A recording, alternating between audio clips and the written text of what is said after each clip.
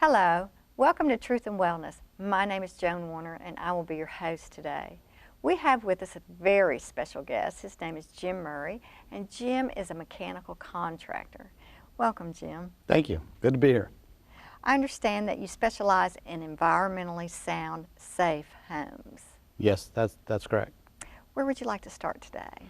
Well, let's start with the air, Okay. because a lot of things hinge for people on the air quality in their homes, so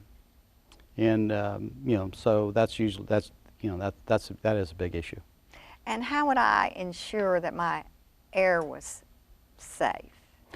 Well, if you have any issues, there's a lot of things that goes on with the air in your home. If you have any issues like, well, let's just use allergies, because most people are afflicted one way or the other through an allergy. Basically, you want to make sure that the allergen that you're having is not caused by something you're bringing in, maybe through contaminated air, into your homes. And the way you just basically have to have your home tested for it. If you have a heating and air conditioning contractor that you trust and will tell you the truth, you can ask him basically if he believes that there's a dirt problem in the system. Oh, okay. So how would you control the dirt in the system? Well, then that brings on the infiltration air brought into the home through a lot of different ways. Basically, kids running in and out, carpets not cleaned properly, which is a big issue because they hold so much dirt. Yeah, they do. So if you don't have let's just face it, we're all into the bling. If it looks good, it's obviously Right. good, But we mop our floors weekly, but we don't do anything to our carpets, but maybe once a year, Oh, if you're lucky, So anyway, so that's an issue. So you just want to make sure of where this air may be coming from. Now, it's brought into your home through several different avenues. One, it could be there could be homes holes in your homes, maybe in a crawl space, where basically you're bringing in the dirty, contaminated air through a crawl space situation, and it's mitigating up through the crawl space into your living area, and basically bringing with it all kinds of evil, so you need evil to check things. your crawl space. Right. The crawl Make sure spaces there's no cracks. are a huge problem. Okay. And that's generally where I would say 75 to 80% of the contaminated air enters into a home. And then how would we check inside, upstairs? Well, but what you can do is basically have them what we call scope the ductwork, which is basically take a register down, either take a flashlight or a camera for those who have cameras, and you can run a camera down through there to see how much dust is in the duct system, And then if it's dusty, who would we call? Well, basically, you'd call somebody that does that particular type of work. Okay. Usually the heating and air conditioning contractors either do it themselves or they know someone who does do it. I've had it done in my home, and it really took care of the situation. Everybody should have it done at least once every 2 years. Well, and also then identifying where the dirt's coming from is the next issue. Okay. And so you need to get it cleaned, obviously, but then, okay, let's identify where it's coming from. Now, that takes a more sophisticated approach. Okay. And there's several tests that you can do. And there's some tests you can do basically on your own to basically see if you have an infiltration air problem that most people aren't aware of. Such as? And what you can do is go to your thermostat first and turn your system to the off position. So nothing's running. The heat's not running, nor the air conditioner's running. And then go to where your return is after you do that, and take a newspaper and put it over your return. Oh, okay. Okay. Now, what that's supposed to do is it's supposed to stop all the air from what we call the thermal envelope All right. being pulled into the duct system to go across the coils and the things of that in your system, and being redistributed out into your home. Okay. When you block the return, the air should stop. Mm-hmm.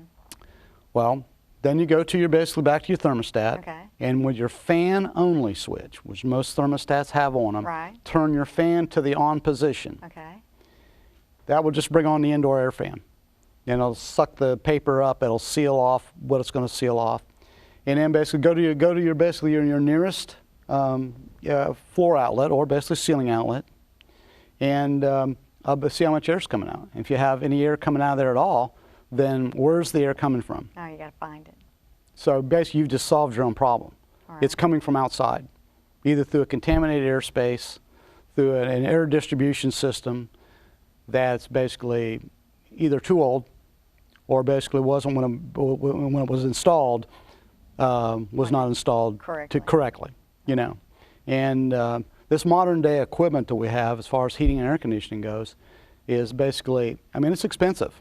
I see. You know, and it's very sensitive. It's like buying a new car, you know. And so you want it to run the best that you can have it run. And by having it on basically an ineffective or inefficient duct system, basically it's not good for you, nor is it good for the piece of equipment. I see. You know, so if you have to go through that, yeah, obviously everybody sells everybody on the point of, well, this is going to lower your bills down dramatically, you know. But what you got to really know as a homeowner is how much more could it have went if it was on basically an updated air distribution system. Yeah. You know, what would the difference be? And these systems typically last how long?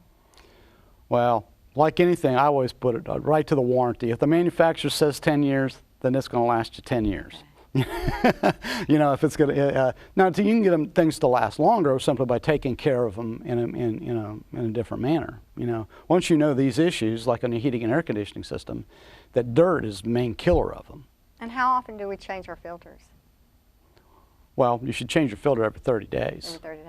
But you know, if your filter's not getting dirty, you know, what's up with that? Yeah. I mean, it's you know, it's pulling the air from somewhere. You know, so if your filter's not getting dirty, there's a reason. You know, and it's usually pulling dirt into the system behind the filter. Oh, so it's a bad sign. Yeah, it's a bad sign. Okay. Yeah. I mean, it should mean that basically that your house is absolutely, you know, clean. But, you know, with carpets and things, unless you got like all stone, all hardwood and all that, you know, and are kind of, you know, it's like, you know, kind of on the clean side of life, you know, it's hard to do. And it's hard to keep your house totally that clean. Let's talk about carpets. Yeah. Now, how safe are carpets in our home? Well, they've done a lot of things in the last few years because they've tried to eliminate a lot of the chemicals that basically called VOCs, which are volatile organic compounds that basically were treated in the carpet, and they've tried to alleviate a lot of that things in paints and basically in carpets. They still put off harmful chemicals, in my opinion, but not nearly as what they used to. But so they've gotten better. No, they've gotten better. I mean, simply just because of all our awareness. I mean, there's people that are absolutely allergic to their homes. Mm-hmm, yeah. You know, and you know, I mean, there's just, you know, there's people who got some severe issues. You know, and it all can be traced back, or you know, a lot of it can be traced back to poisons in the home, and one of them's through basically bad air. Well, what's a good alternative to carpets? Well, hardwoods. Hardwoods. Yeah. You know, of course, then you got the varnishes and the finishes for that. That, you know, if you're going to basically, you know, say finish your hardwood floors, I don't care what they say, you need to be out of your house for at least a minimum of 72 hours. 72 hours? Yeah, I mean, yeah, because I mean, you get back in 72 hours, there's still a lot of smell in the air. Yeah, there is. You know, and then obviously you pay a lot of money to get this done, so you want them as hard as they can be. Well, they say that after you've built a new house, it really takes 5 years to off-gas. Is this correct? That's true. That's true. Basically, it takes a year just to get the moisture out of stuff. Oh, mercy. You know, when you actually, technically, when you build a house, you should get all the drywall, all the paint, and all that stuff, and then put a dehumidifier in it. You know, and run dehumidifiers for at least 9 months just to get the moisture out of the materials. I didn't know that. Yeah, well, What a great and tip. nobody's going to do that either. You know, but technically that's, you know, I mean, because all the wood and all the and the drywall and all the paints and all these things have liquids in them, and basically they off gas, and all this moisture comes out, and when it mixes with basically the air, you know, and it can be contaminated, then you got a lot of problems. I mean, you could have a lot of problems, you know, mold, mildew, you know, all these things that go on in structures, you know. And the building practices have gotten better as more awareness have become to the issues basically facing homes. What about the faux woods? Well, What is it, the engineered woods? well, you know, no matter what they try to do, I mean, you know, it's just hardwoods is hard. You know, floor to me, you know. And if you're going to put hardwood floors in, put hardwood floors in. Everybody's into this quick, you know, got to be done today because I got to walk on tonight type of, you know, mentality, instant gratification, you might say. And we've just gotten used to that as a society, and so basically flooring companies have come out with this, you know, quicker, more effective way of doing it, and the finishes on them are extremely hard, you know. And in certain cases, they do basically offer a great floor, you know, especially because they're not thick. So basically, if you're taking out your carpets because of allergies to a home, or basically you got to replace the carpets. So you said I always wanted this room to be hardwoods. Well, all the elevations, the baseboards, the doors, and all that stuff is set to basically a certain height. And so when you you can't put hardwoods on top of stuff that's basically designed for other things without going through a bunch of hard work. So they've come out with this engineered wood, which is relatively stable, you know. And it's a great product, actually. But you know, to me, it doesn't fit everywhere, you know. I see. You know. And speaking of baseboards, when you paint your baseboards, you know, they had that phase or that trend where they were using oil-based paints on the baseboards and the crown molding. Right. Well, you know, the thing about the paints is the paints used to contain lead. You know, so if you have a home built in the 70s, or say before 1978, when they became aware of all the stuff that basically you know, was in the paints, and lead poisoning became a big issue. After 1978, they started going more water-based and oil-based paints, and then getting out of the lead-based paints. You know, and now they've come, you know, full circle with that, and most paints you paint with today are latex or water-based paints. And they contain less, you know, of the volatile. So that's a lot better than oil-based paints. Yes, yes, and they pretty much look the same now. Oh yeah, they've come a long way with with paints and stuff like that. But you have to watch, if your house is basically oil-based paint, you know, then you can't just put latex over oil. Right. You know, what happens if you do? It just peels off. Yeah, it does. It just won't bond. You know, I don't care what they say. You know. So what do you do? Do you get? You have to come in with some sort of basically a stain blocker. A stain blocker. You know, and the average one, you know, is basically it's called Kills. You know, and that's been around for a long time. Right. And basically, you got to paint the whole thing with Kills, which is okay to do. You know, because it stops all the leaching and all the basically the things that come through the paint anyway. So you know, then you start with a good base. Then you can paint over that. You know, but. You know, I'm not a painter by trade, but you know, I do know a little bit about it. You know. And then, so we've covered air, carpets, wood floors. What about plumbing? Well, in plumbing has a lot of issues to itself. You know, the one thing about plumbing is, in today, we all kind of grew up with copper being the mainstay of you know, the go-to you know, install, you know, which took a qualified plumber to come in and do. And at first, back in, you know, let's say just back in the day, or back years ago, they had what is called a 50-50 or a lead-based, you know, solder to solder those joints in the copper. Well, once again, with the lead being an issue, they had to find ways to basically get out the lead out of the solder in the joints because of the leaching coming out. So it was, you know, they had that issue going through. And then obviously, you know, just with the expense of copper over the years, and now copper is really high, you know, people were tearing it out of houses, going in, you know, if your house went vacant for 2 days, you come back and all the walls are taken out because everybody's in there yanking out the copper. You know, so we have a reaction to it. But they have this new stuff out called PEX tubing, which is a, you know, kind of a, it's a poly tubing is what it is. It's pretty good. The thing about it is there is no lead to worry about. It hasn't been out a real long time to yet figure out from a professional point of view how long it's actually going to really last. It looks like it's a real good product. There are the issues I see coming up are basically where it fastens, you know, where the joints. Okay. You know, I've seen a couple really nice ones, and then basically you got your fittings you can buy at the local hardware store. So what about PVC? Well, PVC plastic has replaced, almost entirely replaced, cast iron for basically the drainage system. You know, the only issue I have about using these plastics is the toxicity is when they burn. When they burn, there's enough, one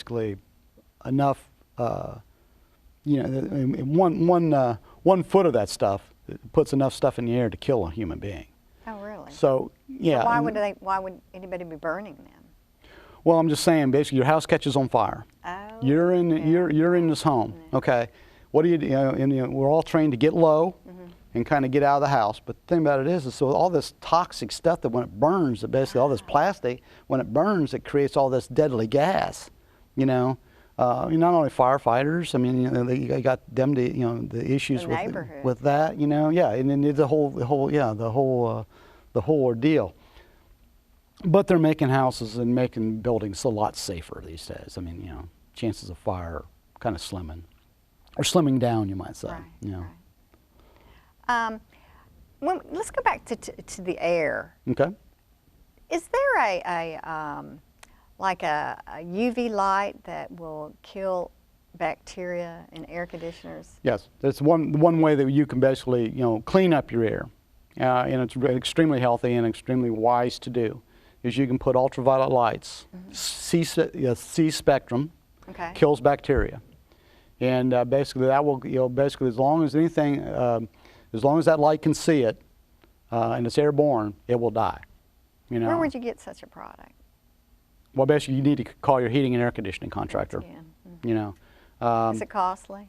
It's not really that costly. I mean, on the scale of things, it's relatively an easy fix. Especially if you have allergies. And let's just say you're really allergic to basically say dust mites. Okay, well, basically your kids and you are basically suffering from allergies. You go to the doctor, he prescribes you something, and how much does that doctor's office cost you, and how much does that basically medication cost you to be on, and is it good for you in the long run? Which to me, any medication's not good for you at all. So, I'm more or less let's take care of the problem once and for all. And one way to do that with your air is to basically install an ultraviolet light, actually a couple of them, because basically the air moves across that. As long as it sees that coil, the air conditioning coil is a lot like your radiator in your car. And the reason why I use that analogy is most people have seen a radiator in their car, at one time or the other. And you're yanking all this dirty air across there, so all that dust basically gets on that coil. Well, in the summertime, that coil is basically taking out the moisture out of the air, because what the main thing an air conditioner does is take the moisture out of your air. It's a dehumidifier. And so basically that moisture, when it hits that cold coil, condensates and creates water, and the water runs down the coil and runs out of drain. Well, when that dust hits that water, well, what's it do? It turns to mud. Okay? So when it turns to mud, what you've created is a toxic soup, because basically all kinds of things, including Legionnaire's disease, grows on that type of stuff. So by installing a ultraviolet light, as long as the ultraviolet light can see it, then basically it kills all that bacteria. Won't stop the dust, obviously, but it will stop all the like the dust mites and basically the things that live in there, the bacterias. Doesn't an ionizer also put moisture, or that it grabs the dust, it brings it down, but it's wet? Well, it has to be to make it drop, right? Well, an ionizer, depending on, there are a couple type of ionizers. The ionizers most people would be familiar with is basically one that adds vapor to your air. And by adding vapor to your air, you're basically humidifying your area, which is something you don't want to do in the air conditioning stove, because what you're doing is trying to take the moisture out of your air. Right.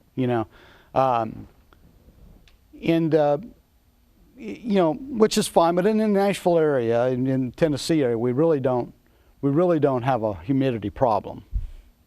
Now up north, okay, out west, they have a huge problem with humidity. They don't have enough of it. Oh, I see what you're saying. So down here we have enough humidity in our air that we really don't need any type of more moisture being added to our air. We need to basically take the moisture out of our air. but we just need to do it more effectively. Okay, so those ionizers are actually putting moisture in the air with that vapor, Exactly, right. All right, so that could be a potential problem. Oh yeah, because basically that makes your air conditioner work overtime. So it's just not a good idea to do it, you know. And speaking of water, how do you feel about distilled water and reverse osmosis systems? Well, the water issue is huge, and it's been around for a very, very long period of time. But the water issues is where does basically the water company or basically the municipality's responsibility end and the homeowner's responsibility begins. And that's usually designated at the meter. Okay. So the meter, anything up to the meter is usually the responsibility of the municipalities or basically the water company. So once the water comes into your house, then basically you have to decide, well, what do I want to put in my body, which I refer to as the temple. And so for me, reverse osmosis water is probably the best water that I can put in my body. Now there are people that want minerals and things like that that have different issues, different health issues, that want mineral into water. So when I say that basically there's a lot of ways and it's a big issue, you have to figure out what the situation is with your current water and what do I have in there? What's in there? You know, once you find out all the chemicals and things that are in there, both from what they have to put in there to kill bacteria to, through your plumbing system in your homes, to basically either cooking with, washing with, bathing with, or basically drinking, that you want to find that out. Now you basically need to get a water test done for that to find out all the stuff that's in your particular water. But if you want to get your minerals, because the minerals are vital. Right. Okay. Then you need to basically address a water treatment issue, okay, or basically something that will basically take everything out that you don't want and leave in there. And there's 3 or 4 really good types of systems for doing different things. Okay, we have about 2 minutes left. We want to wrap that up with that final. Right. With that final piece of information. And what kind of water treatment system would you recommend if you want to keep your minerals? Well, there's a couple types. Basically, the current one that I particularly like is called the Halo system. Okay. And the reason why I like that system is basically it does all the things that people want. There's no maintenance to it on a yearly basis. It's every 5 years you have to replace the cartridge. Okay, and you keep your minerals that way. Yeah, you keep your minerals that way. And then there's another system too. Is it a UV system also? Well, UV light kills bacteria. Okay. There's all kinds of things in water. And you got the cyst, and you got all these things that basically can cause you a lot of damage. So yes, you can. And Amway carries that, do they not? That is basically the Amway products is a good product. It is a counter type of product. Okay. It's just sits on your counter. I hope you come back. You've given us a wealth of information. This Anytime. is Jim Murray. Jim Murray's got a website. It's www.murrayvector.com. So if you want to read about any of these issues, you can just go to my website, and it's all on there. It covers both the air, the insulation, the crawl space treating infiltration air, and basically the water issues. So you can go in there and read all the articles and all the blogs on that website, and then all my name and all my contact information's on there. Well, thank you so much. Oh yeah, it's been a pleasure. Come back and see us. I will next time. And thank you for tuning in to Truth and Wellness. For more information, contact us at www.health-hope.org, and we'll see you next time. Thank you.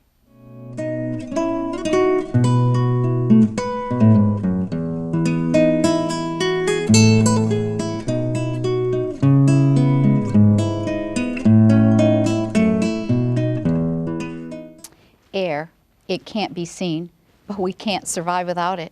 It is the breath of life. In 1875, a group of explorers launched a hot air balloon called Zenith. Their goal was to set a world record by reaching the highest altitude levels ever attempted.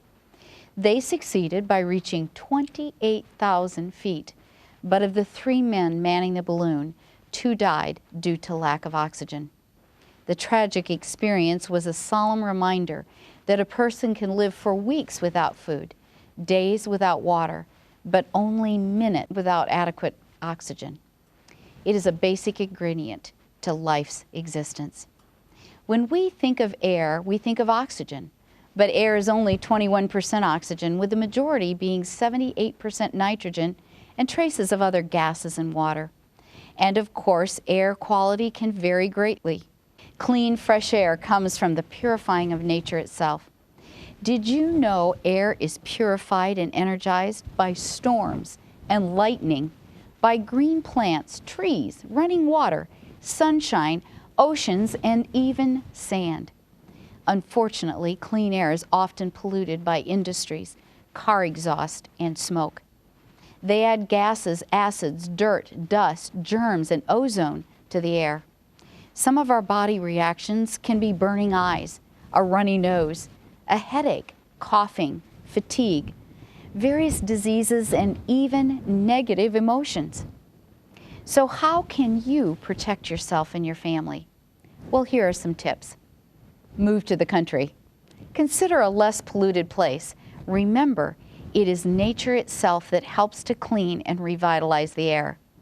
Now, this may not be a possibility for you, but what you can do right now where you are is circulate fresh air in your home at least once a day. And if smog is a problem, air your home in the early morning or after sundown.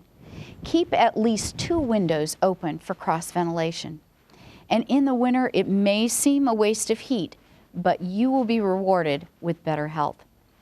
Another suggestion is the use of houseplants. Bring nature inside by keeping houseplants. Place them at least 1 plant every 100 square feet of indoor space. That's what's recommended. And for those who love the fresh night air, sleep with your window open. You'll wake up feeling more refreshed. And of course, a simple way to keep the air clean is to ban indoor smoking. There are protective foods you can eat too. They include rich reds, leafy greens, blues and purples, and deep orange-colored plant foods. Be sure to get some at each meal. And finally, refrain from wearing tight clothes that hinder or restrict your lungs from expanding fully. Watch your posture. People who slump prevent their lungs from receiving the full benefit of oxygen. And make sure to get plenty of outdoor fresh air as you exercise in nature and sunshine each day. Thank you for listening. This has been a Health Moment.